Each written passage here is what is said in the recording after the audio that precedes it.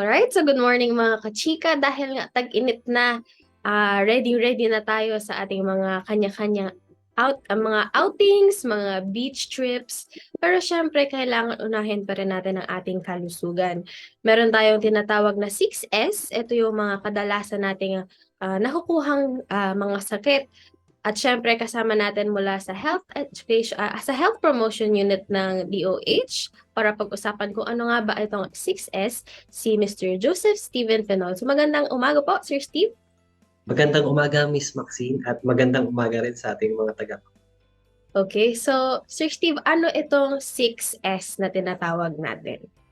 Ayan, tama ka. Nabanggit mo kanina na nag-iba na nga yung ating panahon. Galing doon sa maulan, ngayon pumasok na tayo sa mainit na panahon. So kaakibat nitong paglipat natin sa mainit na panahon, meron ding mga sakit na common na lumalabas kapag mainit ang ating kapaligiran. So may tinatawag tayo, Miss Maxine, na 6S. So yung 6S stands for number 1, yung sore eyes or yung pamumula ng mata, yung sunburn or yung pagkasunog ng balat dahil sa init ng araw, yung sakit sa balat or mga infection sa ating skin. Kasama din dito yung suka at pagdudumi. And syempre, kahit mainit, nandyan pa rin yung banta ng sipon at ubo. At last na S ay yung sakmal ng puso. Yan po, Ma'am Maxine, yung mga common or 6S kapag panahon ng tag.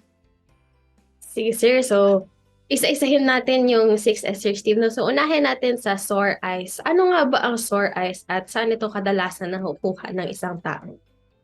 Okay, yung sore eyes, ito yung kadalasan, ang mapapansin natin sa isang tao na meron nito ay namumula o nagmumuta at lumuluha, nagluluha yung kanyang mata. So maraming dahilan, Miss Maxine, kung bakit tayo nagkakaroon nito. Pwedeng ang ating mata ay na-expose sa isang chemical na pwedeng mag-cause ng irritation sa ating mga mata.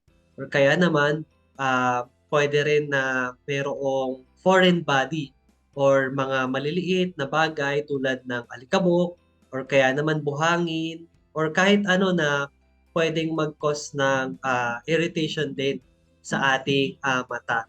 And yung common na cause nitong sore eyes ngayong panahon ng tag-init, Miss Maxine, ay itong mga viruses or mga microorganism. So, dahil dito, nasamat ito sa 6S dahil kapag ang sore eyes ay sanhi ng isang microorganismo, may posibilidad na ito ay kumalat hindi lang sa loob ng bahay, kundi sa mga taong makakasalamuhan nitong taong mayroong sore eyes. So, yung sore eyes, Miss Maxine, ay sabi ko nga kanina, kadalasan pamumula ng mata yung ating makikita. Pero sa mga ibang kaso, maaari ding na may lumabas na nana doon sa mata ng isang tao o kaya naman paggising niya, akala niya hindi na siya nakakakita kasi nagkadikit na yung ibaba at taas na bahagi ng kanyang talukap. So sa mga ibang kaso din maaaring magkaroon ng pananakit sa kanyang mga mata. Yan po, Ma'am Maxi.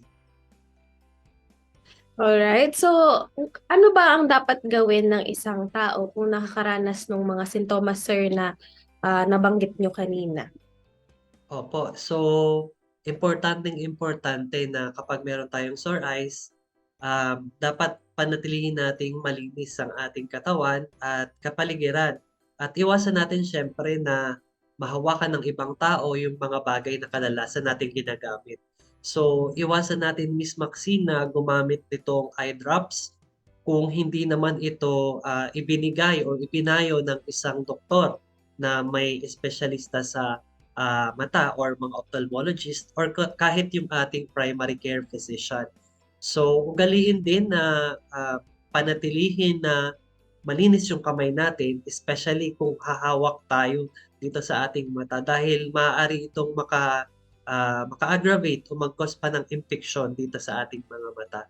Usually, nag-resolve naman ito, Maxine, within 1 to 2 weeks itong ating sore eyes. So, kung sakali na makaramdam ng hindi magandang mga sintomas or mga symptoms or signs nitong sore eyes, mas mabuti na sumangguni tayo sa ating doktor. At lagi nating tandaan na iwasan natin na tayo ay makapanghawa pa sa ibang tao sa pamamagitan ng paglilinis ng ating mga katawan, ng ating katawan at ng ating kapaligiran, at especially linisin natin yung mga commonly used na hinahawakan sa ating bahay, sorry. Alright. So, Sir Steve, nabanggit na nga pala natin yung mga dapat gawin pag meron ng sore eyes. Pero paano naman ito maiwasan? Dahil syempre, mas maganda pa rin kung umiwas tayo sa magkaroon ng sore eyes. Yes, tama ka diyan, Miss Maxine. Mas maganda talaga yung pag-iwas. Ano po? So, para maiwasan itong sore eyes, hindi po totoo na kapag kayo ay nakipag eye to eye or nakipagtinginan kayo ng mata sa mata, ay mahahawa na po kayo nito. So, hindi po yan totoo. Para po maiwasan ito, dapat maghugas tayo lagi ng ating mga kamay dahil minsan meron tayong ugali na humawak sa ating mga mata. So, bago natin gawin yan, siguraduhin natin na malinis ang ating kamay sa pamamagitan ng paghuhugas o di kaya naman yung paggamit ng alcohol-based sanitizer. So, yun yung pwede natin gawin. At saka, ugaliin din natin na linisan yung mga commonly na hinahawakan natin ng mga bagay, lalo na sa ating bahay. Kasi, pwede rin nating maipasa itong mikroorganismo na sanhi ng sore eyes dito sa mga bagay na ito. Alright, maraming salamat Sir Steve sa pag-clarify din no na hindi eye to eye ang pagkalat ng sore eyes. At syempre na number one pa rin ang kalinisan ng ating katawan para maiwasan itong sakit na ito. So mag-move naman tayo sa susunod na letter S at ito nga po yung sipon at ubo. Alam naman natin na parang all year round maaaring magkaroon nito, pero bakit po ba madalas magkaroon nito tuwing tag-init? Ayan, Miss Maxine, tama ka dyan, ano, all year round, merong banta na pagkakaroon ng sipon at ubo dahil iba't ibang mikroorganismo din yung nagpo-cause or nagiging sanhi nitong sipon at ubo. At kapag tag-init, merong mga mikroorganismo na mas aktibo kumpara doon sa kapag ang panahon natin ay taglamig. So, kapag ngayong tag-init, yung mga mikroorganismo na aktibo tuwing mainit ang panahon, sila yung nagpo-cause nitong pagkakaroon ng sipon at ngayong panahon. At syempre, yung sobrang init ay nakakapagpababa din ng ating resistensya. So, extreme cold, extreme heat, nakakaapekto po siya sa ating kalusugan. Alright. So, mabuti nalaman ng ating mga tagapakinig na hindi lang tuwing taglamig magkakaroon ng sipon at ubo. Tuwing tag-init din pala, Sir Steve, maaaring Tama ka dyan, Miss. So, syempre, since common naman na ito sa atin na magkaroon ng sipon at ubo, paano ba ito maiiwasan? Ayan, so ang pagkakaroon ng sipon at ubo ay very preventable po. Ano? So unang-una, palakasin muna natin yung ating resistensya.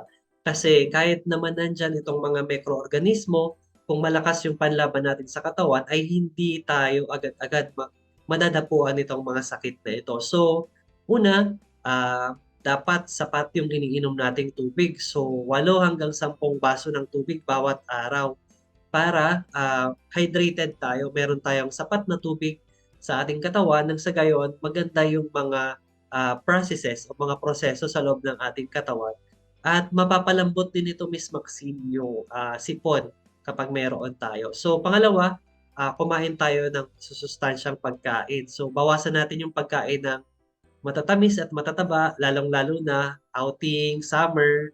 Ayan, commonly ito yung mga pagkain na inihahanda, yung mga matataba at matatamis. So, dapat kasama doon sa mga diet na kakainin natin ngayong summer or kapag tayo ay nag-outing, dapat meron ding kulay at prutas para makakuha tayo ng iba't ibang vitamina at minerals dito sa ating kakainin. At syempre, ayan, alam naman natin na yung iba, nag-outing nga, nag-swimming. So, importante na gumalaw-galaw tayo. So, mag-ehersisyo tayo at least 30 minutes sa isang araw para lumakas yung ating katawan, gumanda yung circulation, at syempre yung pag-exercise, nakaka-promote din ito ng ating overall physical as well as our mental health. And then, syempre, kahit na nakikijamming tayo ngayong panahon ng summer kasi nga bakasyon, dapat sapat pa rin yung ating tulog. So dapat meron tayong 6 to 8 hours of sleep a day. So maganda yung pagkakaroon ng sapat na tulog dahil binibigyan natin yung ating katawan ng panahon para i-repair or mag-recover doon sa mga ah, physical activity na ginawa natin. So maganda na sundin natin itong mga payong ito para lumakas lalo yung ating resistensya. Miss Maxine.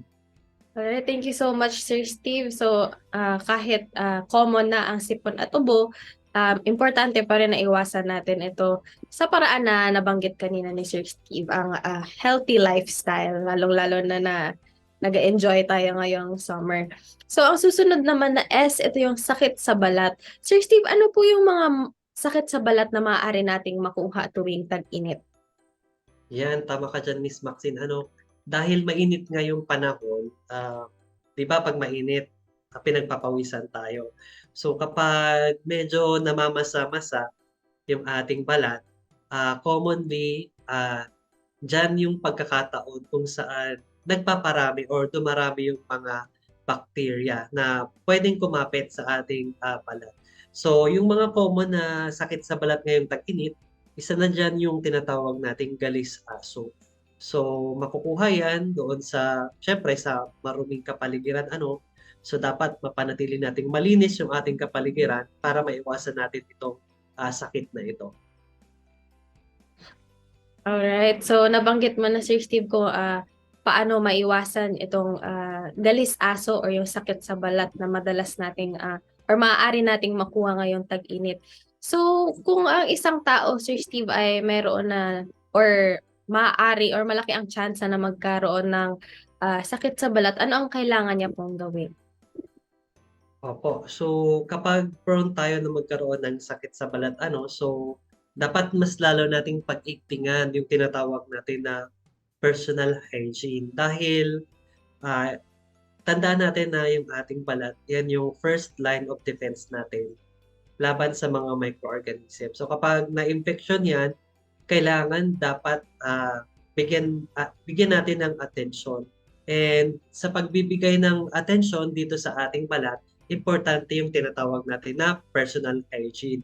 So kung yung nakaraang tag-ulan at malamig, hindi siguro tayo madalas na maligo pero ngayong panahon ng tag-init, dapat dalas-dalasan natin yung pagligo dahil yun nga sinasabi natin, madali tayong pagpawisan at yung pawis nagpo-promote siya ng pag-grow, pagdami ng mga bacteria or microorganisms sa ating balat.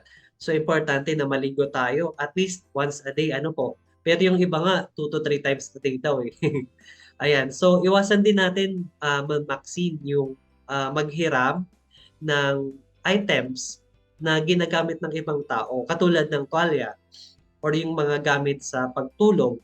Yung mga ganong bagay tulad ng unan or kumot, pwedeng dumikit doon yung microorganism or yung bacteria na pwedeng mag-cause nitong sakit sa balat. And then, kapag mayroong tao na mayroong sakit sa balat sa ating bahay, so maganda na labhang mabuti yung mga ginamit niya tulad ng kanyang damit or yung gamit sa pagtulog.